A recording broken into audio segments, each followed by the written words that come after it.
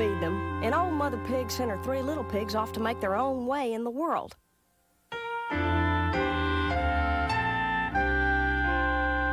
Now let me tell you, these little pigs were as different from each other as molasses is from turpentine. The first little pig met a man hauling a heap of straw on his back. "Oh, good sir," Piped the pig. "may I please have that heap of straw?" Well, the day was hotter than a firecracker, so the man gladly parted with his burden. And the little pig built herself a fine flaxen house.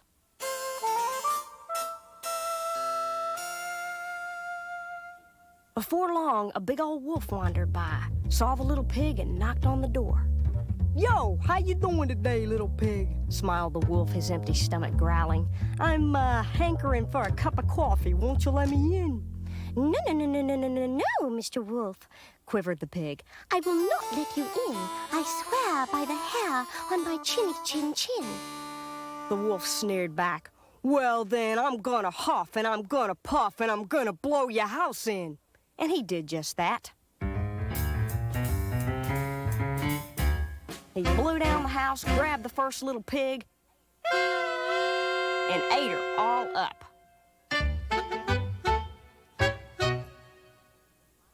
The second little pig, meanwhile, met a man lugging a load of sticks.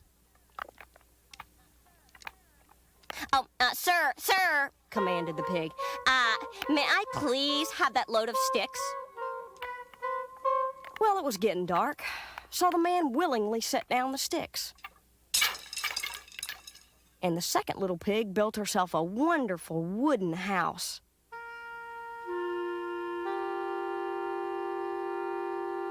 Wouldn't you know, that same old wolf strolled by,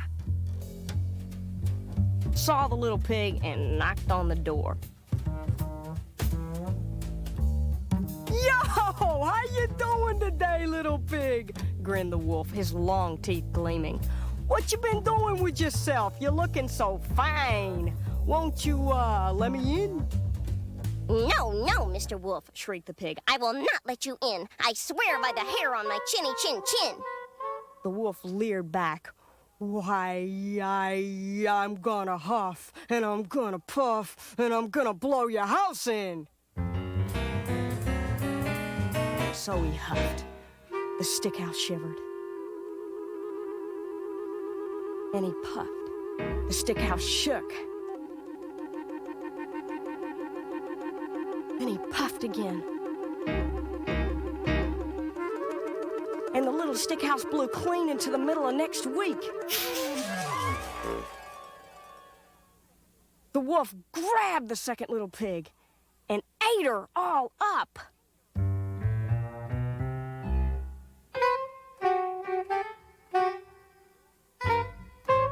Well, the third little pig had met the man with the heap of straw and the man with the load of sticks.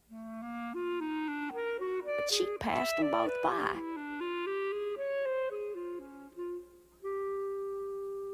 Finally, the third little pig met a man carrying a cargo of bricks. "Oh, how are you today, sir?" Said the pig. "May I please have that cargo of bricks?" Well, the man was very weary, for the bricks were as heavy as a bucket of lead. So he set them down, and the third little pig built herself a strong, sturdy house.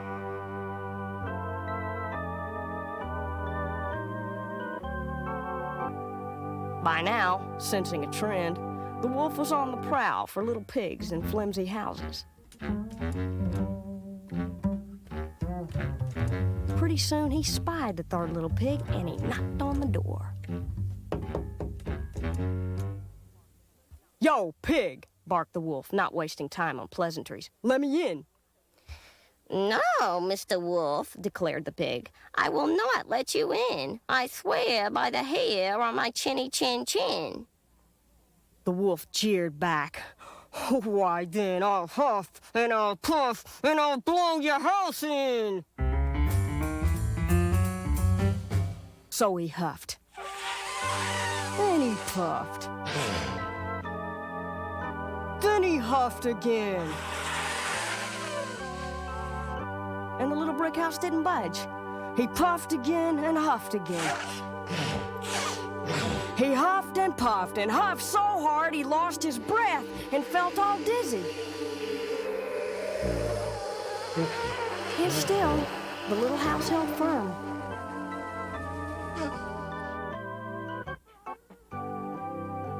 The wolf was not pleased. But wolves are clever creatures. He thought of another approach.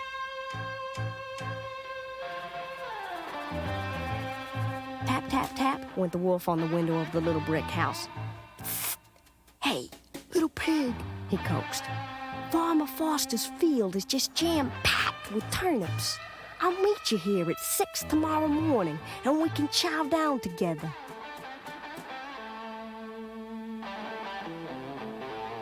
The little pig smiled, safe in her sturdy brick house.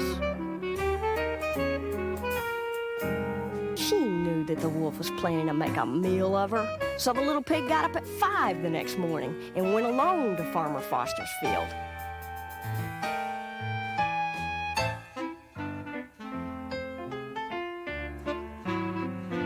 And when the wolf arrived at the little brick house at 6, the pig was back inside munching on a tasty turnip breakfast.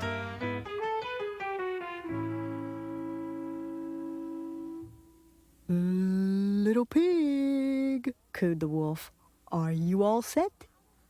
Oh, out of bed, already fed, and all set for my nap, replied the pig, swallowing the last turnip.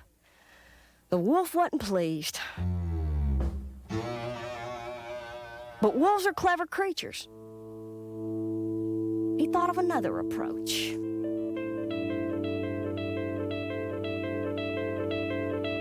Oh, yeah. Cool, little pig, that's cool, said the wolf. But there are some ripe, juicy apples fairly falling from the trees over at the Fortunate Orchard. I'll meet you here at 5 tomorrow morning, and we can go have some breakfast together. The little pig smiled.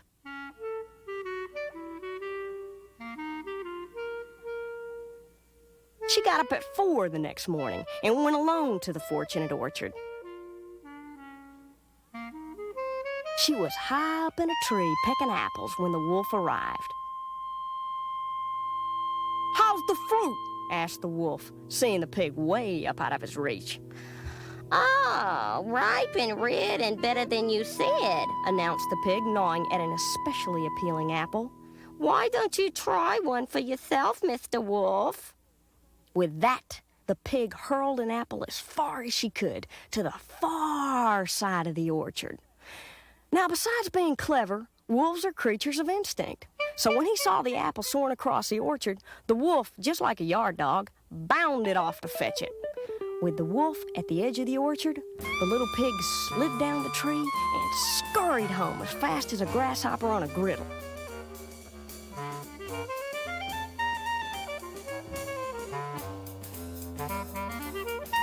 The wolf returned to the tree, and he realized he'd been tricked again. He was not pleased. But wolves are clever creatures. He thought of another approach. How you doing, little pig? Cajoled the wolf later on, tapping at the window of the little brick house. Today is the day at a Shanklin Fair. I shall be back at 3, and we can go there together.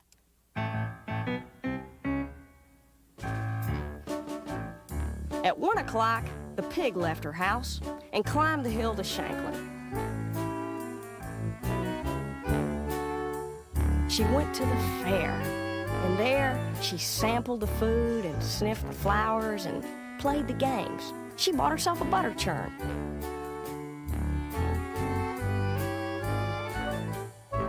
At 2 o'clock, she headed down the hill toward home when, sure enough, she spotted that wolf climbing the hill.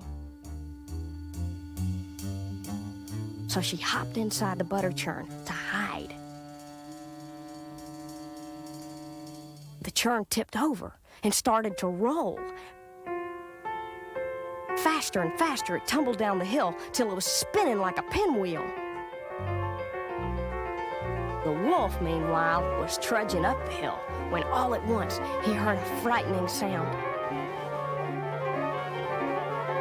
He looked up and saw for just an instant a blur of whirring wood. Then the churn with the pig inside rolled over the wolf like a steamroller over a cream puff.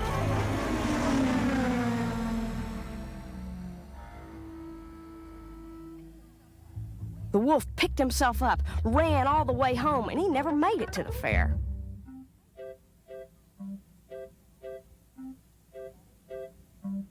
That evening, the pig sat snug as a bug in a rug in her little brick house and boiled up a great kettle of water to stew some meat for supper. Soon, a tap came on the window. It was that wolf. Hi, where were you today? Asked the pig. A great wooden monster came roaring down the hill from Shanklin and trampled me under his hooves, explained the wolf. Ow! Still picking splinters from his backside. Ew! Oh, wouldn't you say, Mr. Wolf? Wondered the pig. Wooden, yeah, and as big as a barn, marveled the wolf. The pig laughed. It was I who frightened you. The barn that battered you was only the butter churn I bought at the fair. The wolf felt humiliated and turned suddenly furious. This is too much, you little ham hack, he bellowed, and he leaped up onto the roof of the little brick house. I'm coming down the chimney, and I'm gonna bite you so hard it'll hurt your parents, and then I'm gonna eat you up.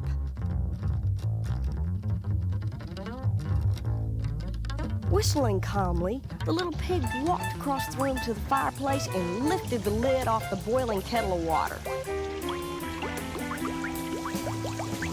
Just then, the wolf came roaring down the chimney and landed smack in the middle of the boiling water. Well, the wolf got boiled into a fine stew that lasted the little pig for many delicious meals.